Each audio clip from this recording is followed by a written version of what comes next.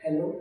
आज पार्ट 7 है और चैप्टर चल रहा है आपका केमिकल रिएक्शन एंड इक्वेशन, रासायनिक अभिक्रिया एवं रासायनिक समीकरण। तो मैं एक बार चैप्टर का नाम लिख देता हूँ और आज कौन सा पार्ट है वो पार्ट लिख देता हूँ। आज पार्ट 7,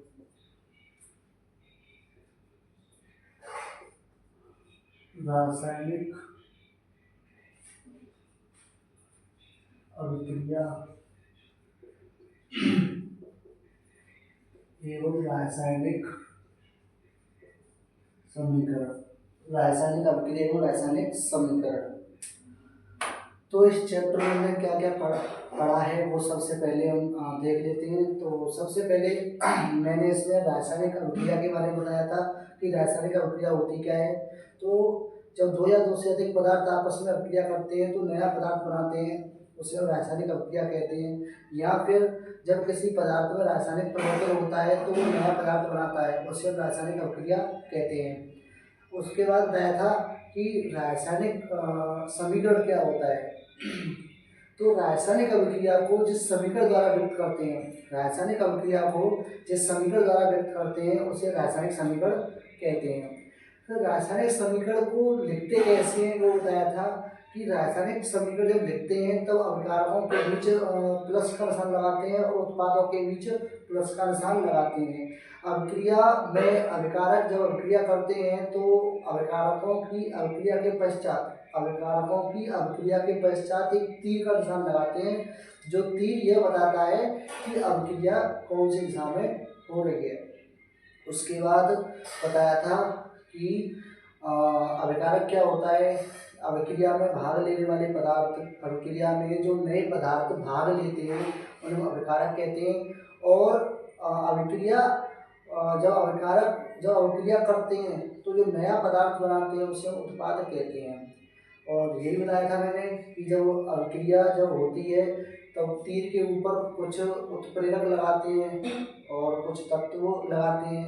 उत्प्रेरक क्या होते हैं, अभिक्रिया को जल्दी कराने वाले पदार्थ उत्प्रेरक होते हैं। तो ये तीनों के तीर के ऊपर लगाए जाते हैं। जैसे ताप हो गया, जब किसी अभिक्रिया को जब गर्म करते हैं तो ताप का जो प्रतीक है वो तीर के ऊपर लगाते हैं। तो ये रासायनिक समीकरण का लिखना हो गया कि रासायनिक समीकरण लिखते कैसे हैं। उसके बाद आया था कि रासायनिक अभिक्रियाओं के प्रकार। तो रासायनिक अभिक्रियाओं के कई प्रकार होते हैं, जैसे संयोजन अभिक्रिया, वियोजन अभिक्रिया, तो विस्थापन अभिक्रिया, विस्थापन अभिक्रिया, ऊष्माक्षेपीय अभिक्रिया, ऊष्माशोषी अभिक्रिया। और जो वियोजन अभिक्रिया होती है वो 3 प्रकार की होती है। एक होती है ऊष्मीय अपघटन, प्रकाश अपघटन, विद्युत अपघटन। तो ये मुझसे छूट गया था तो मैं आज इससे समझा दूंगा, एंड में समझा दूंगा ऐसे में।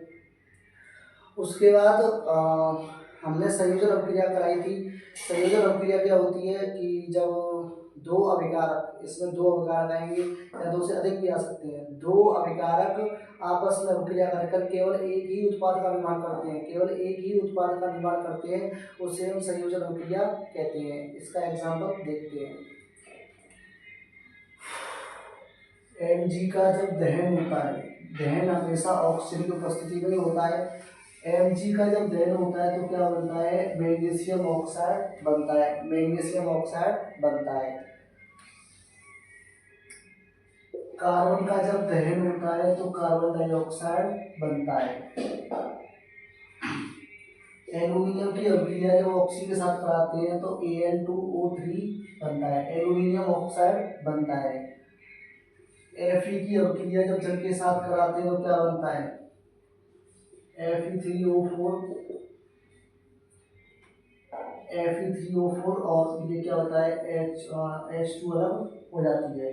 तो ये संयोजन अभिक्रिया नहीं होगी क्योंकि इसमें दो अभिकारकों का निर्माण हो रहा है, इसमें दो उत्पादों का निर्माण हो रहा है, इसलिए ये अभिक्रिया कौन सी नहीं मानी जाएगी, संयोजन अभिक्रिया नहीं मानी जाएगी। यहाँ पर केवल एक ही उत्पाद का निर्माण हो रहा है तो कौन सी अभिक्रिया मानी जाएगी, संयोजन अभिक्रिया मानी जाएगी। इसके बाद बताया था वियोजन अभिक्रिया। वियोजन अभिक्रिया जो होती है संयोजन अभिक्रिया की विपरीत होती है। विपरीत कैसे होती है, जब एक अभिकारक, यहाँ एक उत्पाद था, अब वियोजन अभिक्रिया में केवल एक अभिकारक आएगा। एक अभिकारक अभिक्रिया कर अपने ही दो या दो से अधिक उत्पादों में टूट जाता है, अपने ही अवयवों में टूट जाता है तो उसे हम क्या कहते हैं, वियोजन अभिक्रिया कहते हैं। जैसे FeSO4 को फेरस सल्फेट को जब गर्म करते हैं तो Fe2O3 बनता है, ferric oxide ferrous oxide plus के SO2 निकल जाता है, प्लस के SO3 निकल जाता है, सल्फर डाइऑक्साइड और सल्फर ट्राइऑक्साइड निकल जाता है। तो देखो यहाँ पर एक ही अभिकारक है और एक ही अभिकारक टूटकर अपने ही अवयवों में टूट गया, मतलब इसमें दो या दो से अधिक उत्पाद बना दिए, एक दो तीन उत्पाद बना दिए। तो एक अभिकारक अभिक्रिया करके दो या दो से अधिक उत्पाद बनाता है, उसे हम कहते हैं वियोजन अभिक्रिया। वियोजन अभिक्रिया। हाँ, तो इसके बाद बताया था मैंने ऊष्माक्षेपी और ऊष्माशोषी। ऊष्माक्षेपी अभिक्रियाएं वो अभिक्रिया होती है जिसमें उत्पाद के साथ साथ ऊष्मा का भी निकलना होता है, ऊर्जा का भी निकलना होता है, या तो ऊष्मा कह सकते हो ऊर्जा कह सकते हो, क्योंकि ऊर्जा का ही रूप ऊष्मा होता है। तो ऐसी अभिक्रियाएं जिसमें उत्पाद के साथ साथ ऊष्मा भी निकलती है उसे हम क्या कहते हैं, ऊष्माक्षेपी अभिक्रिया कहते हैं। इसका एग्जाम्पल, जब कैल्शियम ऑक्साइड को जब जल से मिलाया जाता है तो क्या बनता है, कैल्शियम हाइड्रोक्साइड बनता है, प्लस की ऊष्मा निकल जाती है, प्लस की ऊष्मा निकल जाती है। तो ऐसी अभिक्रिया है जिसमें उत्पाद के साथ साथ ऊष्मा का भी निर्माण होता है, ऊष्मा भी निकलती है, तो उसे ऊष्मा क्षेपी अभिक्रिया कहते हैं। अगली जो डेफिनेशन कराई थी ऊष्मा शोषी अभिक्रिया कराई थी। ऐसी अभिक्रिया है जिनमें ऊष्मा शोषित होती है, ऊष्मा की आवश्यकता पड़ती है, ऊष्मा अवशोषित होती है, उसे हम ऊष्मा शोषी अभिक्रिया कहते हैं। इसका एग्जाम्पल देख लो, जब नाइट्रोजन की अभिक्रिया जब हाइड्रोजन से कराते हैं तो क्या होता है, नाइट्रिक ऑक्साइड बनता है, नाइट्रिक ऑक्साइड बनता है, तो उसमें क्या होता है, ऊष्मा भी अवशोषित होती है। यहाँ पर देखो प्लस का निशान है, यहाँ पर देखो माइनस का निशान है, अगर इसे इधर लाओगे तो क्या हो जाएगा, N2 प्लस की O2 प्लस की ऊष्मा, नाइट्रिक ऑक्साइड, नाइट्रिक ऑक्साइड। हाँ, इसके बाद मैंने बताया था विस्थापन अभिक्रिया। विस्थापन अभिक्रिया, तो विस्थापन अभिक्रिया जो है आधारित है सक्रियता श्रेणी पर। जो विस्थापन अभिक्रिया जो है आधारित है सक्रियता श्रेणी पर। तो सक्रियता श्रेणी क्या होती है, सक्रियता श्रेणी में जो अधिक क्रियाशील वर्ग तत्व होते हैं वो ऊपर होते हैं, मध्य क्रियाशील वर्ग तत्व होते हैं वो मध्य में होते हैं, और जो निम्न क्रियाशील वर्ग तत्व होते हैं वो नीचे होते हैं। अच्छा, ठीक है। तो विस्थापन अभिक्रिया क्या होती है, तो ऐसी अभिक्रिया है जिसमें अधिक क्रियाशील वाले तत्व कम क्रियाशील वाले तत्वों को विस्थापित कर देते हैं, उसे हम क्या कहते हैं, विस्थापन अभिक्रिया कहते हैं। जैसे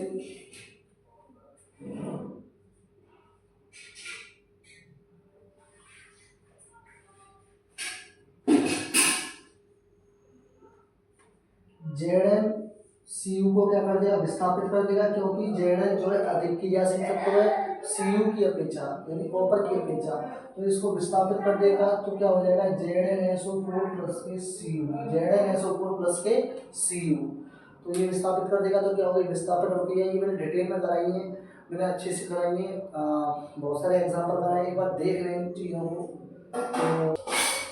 तो विस्थापन अभिक्रिया, तो ऐसी अभिक्रियाएं जिनमें अभिकारकों के आयनों के आदान प्रदान से, अभिकारक होते हैं, अभिकारकों में क्या होता है, आयनों का आदान प्रदान होता है, और आयनों के आदान प्रदान से उत्पादों का निर्माण होता है। तो ऐसी अभिक्रियाएं जिसमें अभिकारकों के आयनों के आदान प्रदान से उत्पादों का निर्माण होता है उसे हम विस्थापन अभिक्रिया कहते हैं। उसका एग्जाम्पल KBr प्लस के BaI2।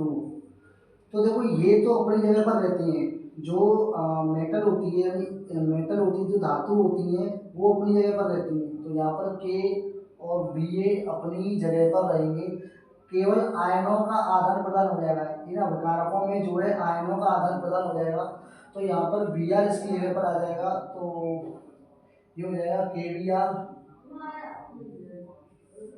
इसमें 2 का गुणा हो जाएगा, बता दो क्यों होगा, और इसकी जगह ये आ जाएगा तो ये हो जाएगा Ki प्लस। तो ये होती है द्विस्थापन अभिक्रिया। अब यहाँ पर 2 का गुणा क्यों हुआ है, क्योंकि बी ए बेरियम होता है, इसकी संख्या 2 होती है, ब्रोमियम की संख्या -1 होती है, इसका गुणा यहाँ होगा, इसका गुणा यहाँ होगा, तो BaBr2 हो जाएगा। तो द्विस्थापन अभिक्रिया भी करा दी थी मैंने, अच्छे से कराइए, एक बार देख लेंगे, आपकी सब समझ में आ जाएगा। यहाँ पर मैंने जल्दी जल्दी समझा दिया है, क्योंकि मैं चैप्टर आगे कराने से पहले पीछे का एक बार समझा देता हूँ। मैं हमेशा मेरा ये रूल होता है कि मैं जब चैप्टर को जब स्टार्ट कराता हूँ तो एक बार पीछे से रिवाइज कराते चलता हूँ मैं, जिससे ये पता चले कि हम क्या क्या पढ़ के आए हैं और क्या क्या पढ़ने वाले हैं। तो मैं अब कराने वाला हूँ ऑक्सीकरण अभिक्रिया, अपचयन अभिक्रिया, ऑक्सीकरण अभिक्रिया और अपचयन अभिक्रिया। ये अपने आप में ही बहुत बड़ा टॉपिक है, इसे अच्छे से समझेंगे। अगर ये समझ में नहीं आया तो ये चैप्टर बिल्कुल पढ़ना बेकार है, क्योंकि यही इम्पोर्टेंट है इस चैप्टर में, ऑक्सीकरण अभिक्रिया और अपचयन अभिक्रिया और रिडॉक्स अभिक्रिया। तो इन्हें हम समझते हैं अच्छी तरह से।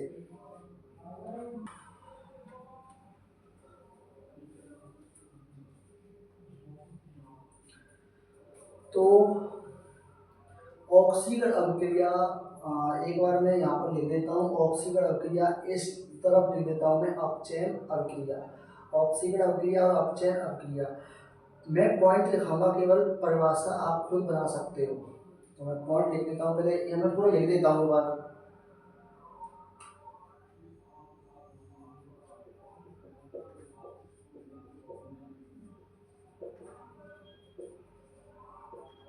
इसको हम उपचयन भी कहते हैं।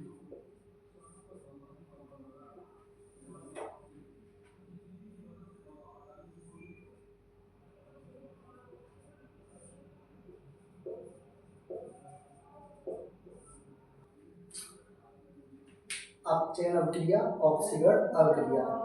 बच्चे बहुत ज़्यादा कंफ्यूज रहते हैं कि ऑक्सीकरण अभिक्रिया में क्या होता है, अपचयन अभिक्रिया में क्या होता है। तो आपको केवल ऑक्सीकरण याद रखना है, अपचयन उल्टा कर देना है। ऑक्सीकरण याद रखना है, अपचयन को उल्टा कर देना है। ऑक्सीकरण में क्या क्या हो रहा है वो याद कर लो बस, अपचयन को उल्टा कर दो पूरा। जो इस तरफ हो रहा है उसका उल्टा उस तरफ हो रहा है। जैसे ऑक्सीकरण, ऑक्सीकरण,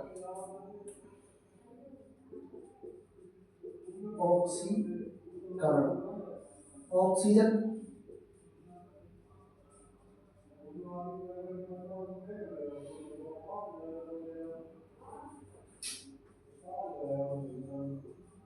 ऑक्सीजन करण यानी कि योग, ऑक्सीजन का योग, ऑक्सीजन का योग। इस तरफ क्या है, ऑक्सीजन का ह्रास, ऑक्सीजन का योग। इस तरफ क्या है, ऑक्सीजन का ह्रास, ह्रास मतलब होता है लॉस, कमी। तो इस तरफ ऑक्सीजन का योग हो रहा है, अपचयन में क्या हो रहा है, ऑक्सीजन का ह्रास हो रहा है। तो इस तरफ पहला पॉइंट होगा ऑक्सीजन का योग,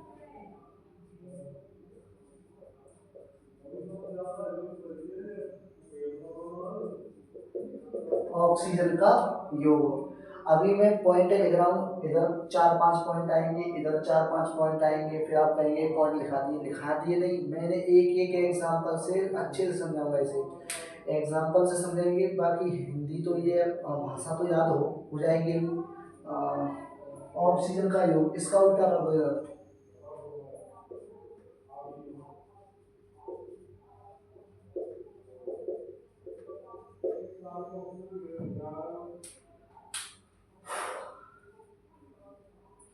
मैं आवाज कम कराओ।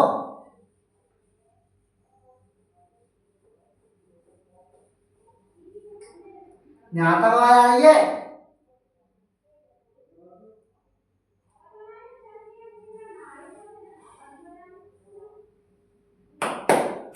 ऑक्सीजन का ह्रास, ऑक्सीजन का ह्रास। इस तरफ ऑक्सीजन का योग हो रहा है, इस तरफ ऑक्सीजन का ह्रास हो रहा है।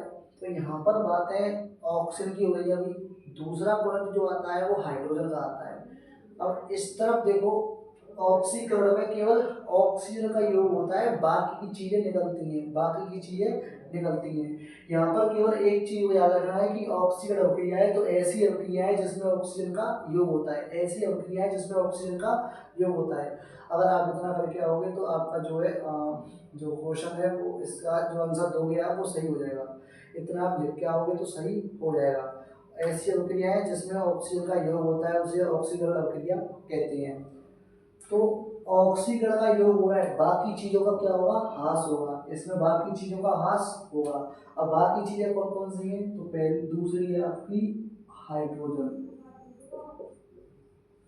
हाइड्रोजन का ह्रास, हाइड्रोजन का ह्रास, हाइड्रोजन का ह्रास। तीसरी चीज है आपकी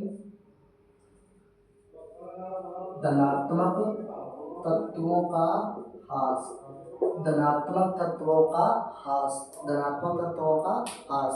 अब ये धनात्मक तत्व क्या होता है, और ये चीजें मैं समझाऊंगा अच्छी तरीके से। पहले हमें पॉइंटों को लिखना है, केवल हमें पॉइंटों को लिखना है जिससे कि हम परिभाषा बना सकें, जिससे कि हम परिभाषा बना सकें। चौथा पॉइंट है, चौथा पॉइंट है इलेक्ट्रॉन का निकलना,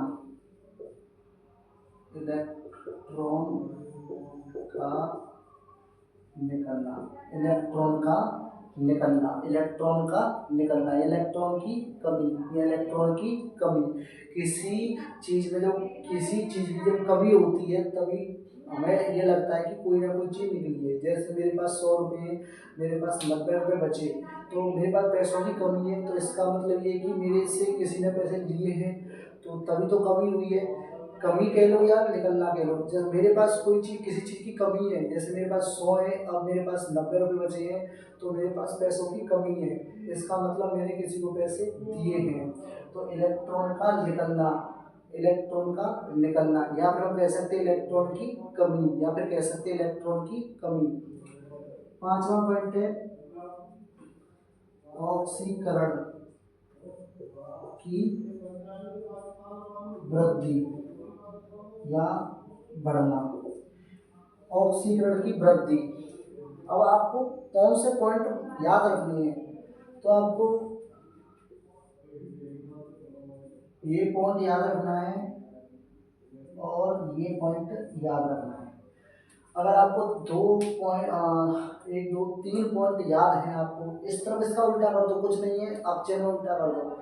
अब परिभाषा जब बनानी होगी आपको तो कैसे बनाएंगे, जैसे पेपर में आ गई ऑक्सीकरण अभिक्रिया, जैसे पेपर में आ गई ऑक्सीकरण अभिक्रिया क्या होती है, ऐसी अभिक्रियाएं जिसमें ऑक्सीजन का योग होता है, हाइड्रोजन का ह्रास होता है, धनात्मक तत्वों का ह्रास होता है, इलेक्ट्रॉन का निकलना होता है, ऑक्सीकरण की वृद्धि होती है, उसे हम क्या कहते हैं, ऑक्सीकरण अभिक्रिया कहते हैं, उसे हम क्या कहते हैं, ऑक्सीकरण अभिक्रिया कहते हैं। तो ये हो गया ऑक्सीकरण, इसका उल्टा कर दो इस तरफ, हाइड्रोजन का योग, इस तरफ ह्रास है, इस तरफ योग, धनात्मक तत्वों का ह्रास, धनात्मक तत्वों का योग, इलेक्ट्रॉन का निकलना, इस तरफ क्या है, इलेक्ट्रॉन का जुड़ना, इस तरफ क्या है, ऑक्सीकरण संख्या, ऑक्सीजन संख्या की वृद्धि, इस तरफ क्या है, ऑक्सीकरण संख्या की कमी या घटना, या घटना। अब ये ऑक्सीकरण संख्या क्या है इसको ही समझना है, धनात्मक तत्व क्या है इसको समझना है, तो ये दोनों को समझना है। बाकी हमें ऑक्सीजन पता है, हाइड्रोजन पता है, इलेक्ट्रॉन पता है, चलो फिर भी मैं समझा दूंगा इलेक्ट्रॉन का निकलना कैसे होता है। तो ये डेफिनेशन है, किताबों में लिख रही है, ऐसी अभिक्रियाएं जिसमें ऑक्सीजन का योग होता है, हाइड्रोजन का ह्रास होता है, ऑक्सीजन का योग होता है, हाइड्रोजन का ह्रास होता है, उन्हें हम क्या कहते हैं, ऑक्सीकरण अभिक्रिया कहते हैं। एक एग्जाम्पल दे दिया, खत्म। हमें लेकिन विस्तार से समझना है, अच्छे से समझना है।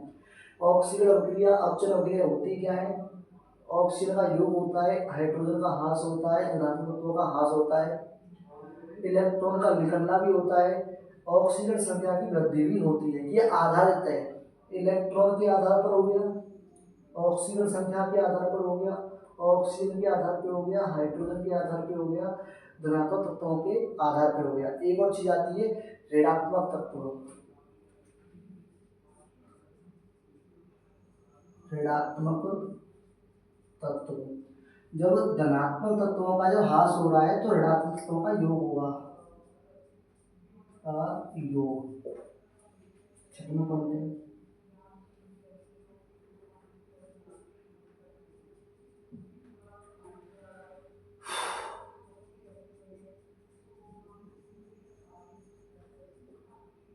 यहाँ पर योग हो रहा है तो इसका क्या हो जाएगा, ह्रास हो जाएगा। तो आपको अभी ये भी समझाना है ऋणात्मक तत्व क्या होते हैं। तो मैं इसे रख कर देता हूँ, ऐसे नोट कर लें। तो एक बार समझ लेते हैं सबसे पहले धनात्मक तत्व और ऋणात्मक तत्व। ये डेफिनेशन है इसी की, अब मैंने लिखाई नहीं है कि पूरा लिखा दूँ, इसे पॉइंट बाय पॉइंट लिखा दिए। अब आप कोई सा भी पॉइंट यूज कर सकते हैं डेफिनेशन में।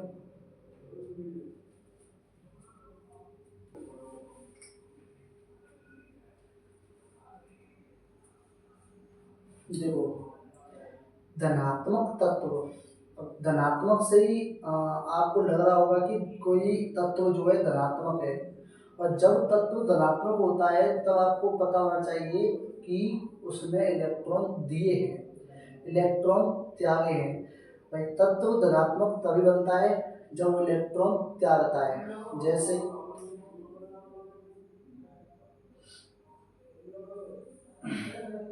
Hydrogen, lithium, beryllium,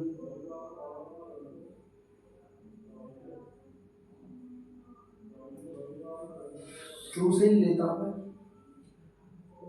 sodium, magnesium, aluminium, potassium, calcium, आपका और भी धातु में स्केडियम, टाइटेनियम, बेनेडियम, बेरियम, टाइटेनियम ले लेते हैं, मैंगनीज, लोहा, निकेल, कॉपर, और जैसे सिल्वर, मरकरी, पारा, जो यूज, जो धातुएं ज़्यादातर यूज होती हैं। स्केडियम यूज नहीं होती है, टाइटेनियम यूज हो जाती है जब कभी भी, मैग्नीशियम यूज होती है, फेरस यूज होता है, निकल यूज होता है, कॉपर यूज होता है, सिल्वर यूज होता है, एज यूज होता है, जैसे क्रोमियम यूज हो जाता है कभी कभी। ये सभी कौन से तत्व है, धनात्मक तत्व है। ये कौन से तत्व है, धनात्मक तत्व। ये इलेक्ट्रॉन हमेशा त्यागते हैं, ये इलेक्ट्रॉन हमेशा त्यागते हैं, ये इलेक्ट्रॉन हमेशा देते हैं। तो ये कैसे तत्व है, धनात्मक तत्व हैं। एल्यूमिनियम है, एल्यूमिनियम जो होता है वो 3 इलेक्ट्रॉन देता है, एल्यूमिनियम जो होता है वो 3 इलेक्ट्रॉन देता है। अब ये कैसे बन सकता है, देख लेते हैं, मैथ क्लास में पढ़ाया आपने। एल्यूमिनियम की जो इलेक्ट्रॉन विन्यास होता है वो होता है 2,8,3, 2,8,3। तो अंतिम कोर्स में इसके 3 इलेक्ट्रॉन जो है बचे हुए हैं। अभी इसको अपना अष्टक पूर्ण करने के लिए कितने इलेक्ट्रॉनों की आवश्यकता है, 5 इलेक्ट्रॉनों की आवश्यकता है। इसे 5 इलेक्ट्रॉन नहीं मिल सकते तो ये क्या कर देगा, 3 इलेक्ट्रॉन त्याग देगा। तो इसकी जो संयोजकता है वो हो जाती है 3+, क्या हो जाती है 3+। तो ये इलेक्ट्रॉन 3 इलेक्ट्रॉन क्या करता है, त्यागता है। तो कैसे त्यागता है, इलेक्ट्रॉन का निकलना कैसे होता है, तो इलेक्ट्रॉन 3 देता है, कितने देता है, 3 इलेक्ट्रॉन देता है। और 3 इलेक्ट्रॉन देकर क्या बन जाता है, 3+ आयन बन जाता है। एल्यूमिनियम 3+ आयन बन जाता है, क्या बन जाता है, 3+ आयन। तो ऐसे करके जो इलेक्ट्रॉन निकलते हैं। अब आपको समझ में आ गया होगा कि धनात्मक तत्व कौन से होते हैं। तो ये धनात्मक तत्व होते हैं सभी धातुएं, सभी धातुएं जो होती हैं वो धनात्मक तत्व कहलाती है।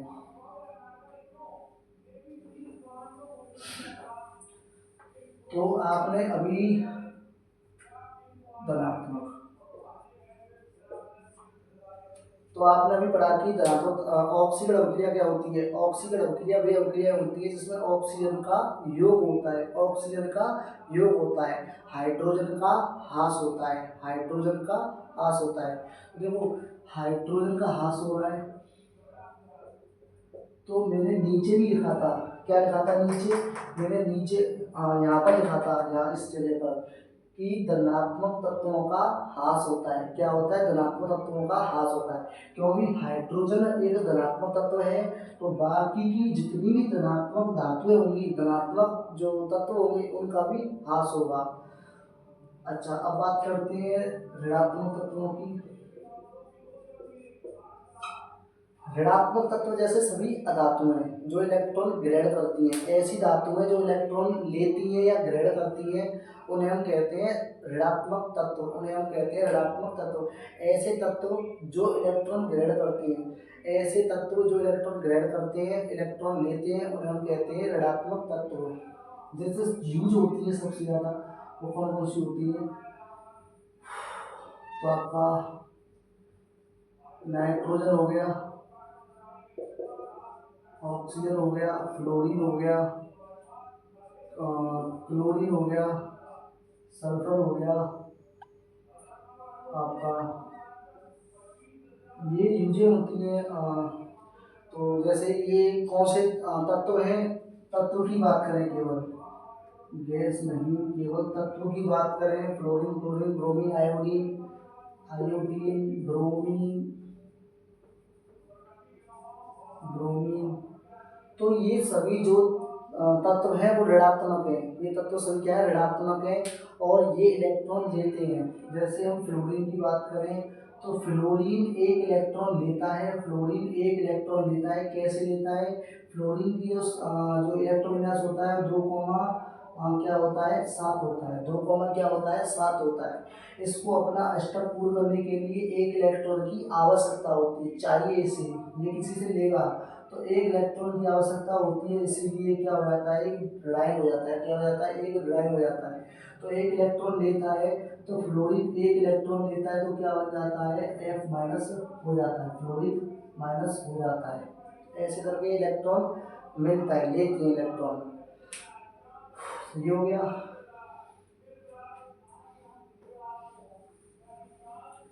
तो ये ऋणात्मक तत्व है। तो मैंने क्या दिखाया था? ऑक्सीकरण अवक्रिया में क्या दिखाया था कि ऑक्सीजन का योग होता है, ऑक्सीजन का योग होता है। तो ऑक्सीजन कौन सा तत्व है? ऋणात्मक तत्व है। और नीचे क्या दिखाया था? ऋणात्मक तत्वों का योग। ऋणात्मक तत्वों का योग, जब ऑक्सीजन का योग हो रहा है तो बाकी की ऋणात्मक तत्वों का भी योग होगा। बाकी की ऋणात्मक तत्वों का योग होगा। भाई ऑक्सीजन ऋणात्मक तत्व है, तो बाकी की भी तत्व में ऋणात्मक हुए ना। तो जहाँ पर ऑक्सीजन का योग हो रहा है तो ऋणात्मक तत्वों का भी योग होगा। जहाँ पर धनात्मक तत्वों का योग हो रहा है या ह्रास हो रहा है, तो जहाँ पर हाइड्रोजन का ह्रास हो रहा है या योग हो रहा है, वहाँ भी इन तत्वों का ह्रास और योग होगा। तो ये थे धनात्मक और ऋणात्मक। अगर समझ में नहीं आ रहा है तो एक बार फिर से देख लें इसे। अगर फिर भी नहीं आ रहा है तो मुझे बता दें एक बार।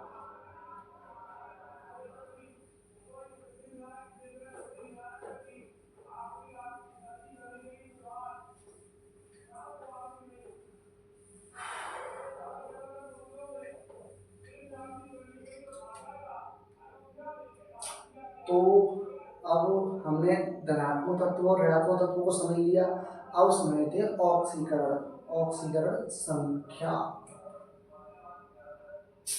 डेट है आपकी 7।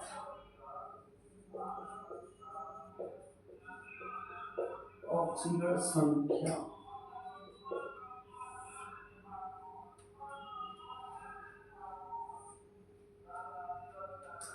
अब देखो ऑक्सीकरण संख्या बहुत ही इंपॉर्टेंट है। ये 11, 12, 9, 10 सब यूज होती है। तो जब तत्व हमारे पास स्वतंत्र रूप से होते हैं, जब हमारे पास जो तत्व होते हैं जब स्वतंत्र रूप से आते हैं, तब उनकी जो ऑक्सीकरण संख्या होती है वो 0 होती है। तब ऑक्सीकरण संख्या क्या होती है? 0 होती है। एग्जाम्पल,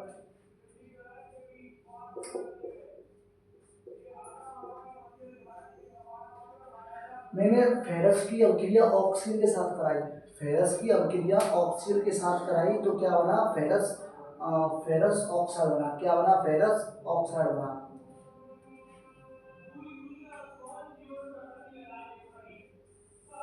फेरिक ऑक्साइड बनेगा, सॉरी, क्या बनेगा? Ferric oxide. जब मैं लोहे की अभिक्रिया जब ऑक्सीजन के साथ कराता हूँ तो क्या बनता है, फेरिक ऑक्साइड बनता है। चलो ठीक है, बनता है। तो यहाँ पर देखो ऑक्सीजन जो है स्वतंत्र रूप से है, यहाँ पर जो फेरस है वो स्वतंत्र रूप से है। जब कोई भी तत्व जब स्वतंत्र रूप से आता है तब उसकी संयोजकता उसकी जो ऑक्सीजन संख्या होती है वो 0 होती है। 1 से लेकर 118 तत्वों के तत्व एक साथ आ रहे हैं, जैसे कहीं भी आ रहा हो, मैग्नीशियम, एल्यूमिनियम, कहीं भी आ रहा हो, कैसे भी आ रहा हो, H2 की अभिक्रिया O2 के साथ, O2 के साथ, ये किसी आ, ये किसी जब तत्व जब स्वतंत्र रूप से आते हैं, किसी यौगिक में जुड़ के नहीं आते हैं, किसी यौगिक में जुड़ के नहीं आते हैं, तब उसकी जो ऑक्सीजन संख्या होती है 0 होती है। इसकी 0 हो जाएगी, इसकी 0 हो जाएगी, यहाँ पर इसकी 0 हो जाएगी, यहाँ पर इसकी 0 हो जाएगी, यहाँ पर इसकी 0 हो जाएगी, यहाँ पर इसकी 0 नहीं होगी, इसकी प्लस के 1 होगी, यहाँ पर इसके माइनस के 2 होगी, क्योंकि हाइड्रोजन ऑक्सीजन के साथ जुड़ के आ रहा है। तो यहाँ पर ऑक्सीजन संख्या इसकी 1 हो गई, यहाँ पर इसकी ऑक्सीजन संख्या माइनस के 2 हो गई। तो ऑक्सीजन संख्या निकालना बताऊंगा कैसे निकालते हैं। अब यहाँ पर देखते हैं, मैंने केवल इतना बताया है कि जब तत्व स्वतंत्र रूप से आता है, जब तत्व स्वतंत्र रूप से आता है तो ऑक्सीजन संख्या 0 होती है, तब ऑक्सीजन संख्या 0 होती है। अब मैं बताता हूँ कि ऑक्सीजन संख्या निकालते कैसे हैं।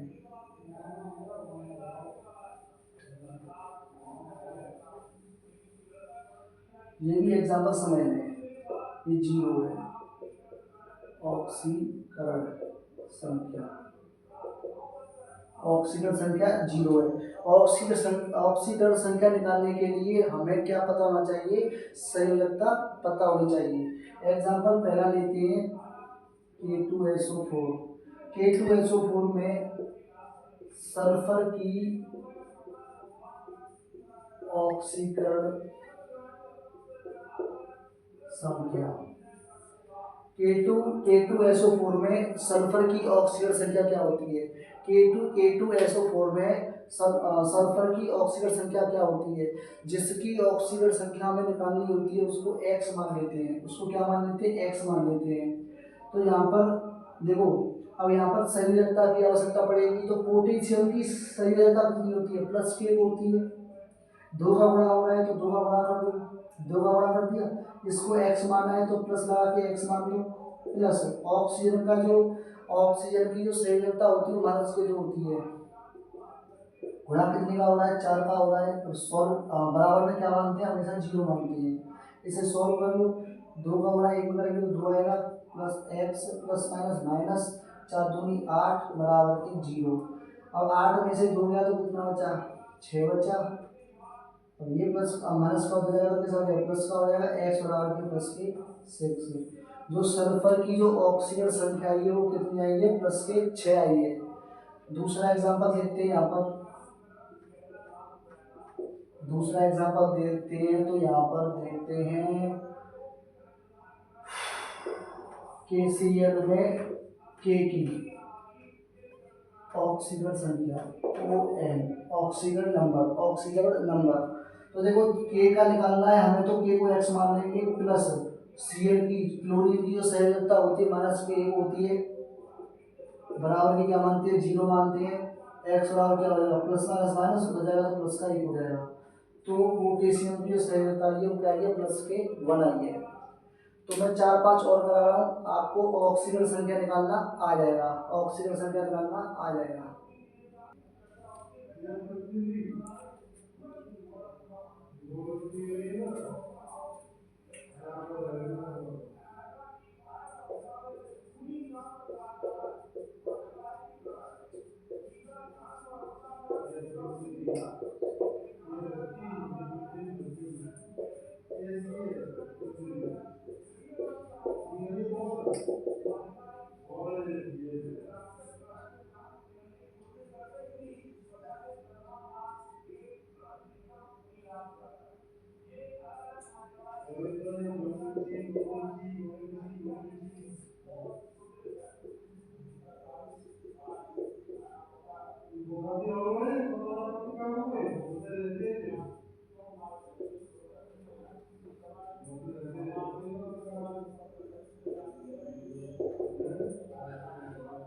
हाँ तो ये हमारे पास यौगिक है। इन यौगिकों में हमें क्या निकालना है, ऑक्सीडेशन नंबर निकालना है, ऑक्सीजन संख्या निकालनी है।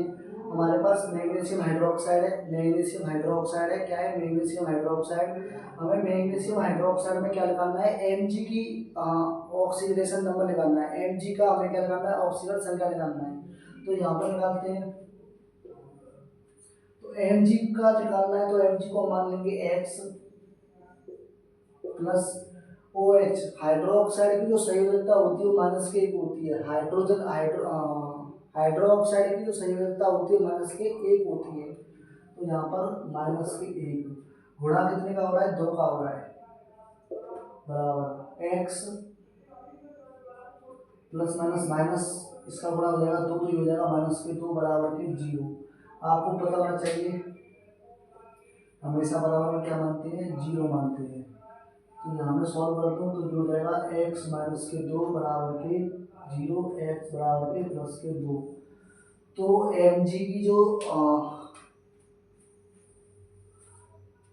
Mg का जो ऑक्सीडेशन नंबर निकल के आया है वो प्लस के 2 निकल के आया है। ऐसे ही PCl5 फास्फोरस पेंटा क्लोराइड, फास्फोरस पेंटा क्लोराइड, फास्फोरस पेंटा क्लोराइड। इस फास्फोरस पेंटा क्लोराइड में अगर P की जो ऑक्सीडेशन नंबर निकालेंगे कैसे निकालेंगे, तो P को मान लेंगे x प्लस Cl की जो संयोजकता होती है माइनस के एक होती है, गुणा 5 का हो रहा है बराबर 0। इससे आगे सॉल्व करते हैं तो ये हो जाएगा x माइनस के 5, क्योंकि 5 का गुणा माइनस के 1 में करेंगे तो माइनस के 5 आएगा, तो ये हो जाएगा x माइनस के 5 बराबर के 0। तो क्या निकल के आएगा, x बराबर के प्लस के 5, x बराबर के प्लस के 5। CaCO3 में कैल्शियम का ऑक्सीडेशन नंबर निकालना है। ऑक्सीडेशन नंबर निकालने के लिए हमें संयोजकता बेहद जरूरी है याद करना, इसके बिना ये ऑक्सीडेशन नंबर नहीं निकाल पाएंगे। तो इसको मान लेता हूँ x प्लस के CO3। कार्बोनेट की जो संयोजकता होती है माइनस के 2 होती है, कार्बोनेट की जो संयोजकता होती है माइनस के 2 होती है। तो एक बार लिख रहे हैं इन चीज़ों को, तो माइनस के 2 होती है, यहाँ पर किसी चीज़ का गुणा नहीं हो रहा है तो गुणा नहीं करेंगे, बराबर के 0 मानते हैं। तो ये हो जाएगा प्लस माइनस माइनस और हो जाएगा तो प्लस का हो जाएगा x बराबर के प्लस के 2। तो यहाँ पर कैल्शियम का जो ऑक्सीडेशन नंबर निकल के आया है वो प्लस के 2 निकल के आया है।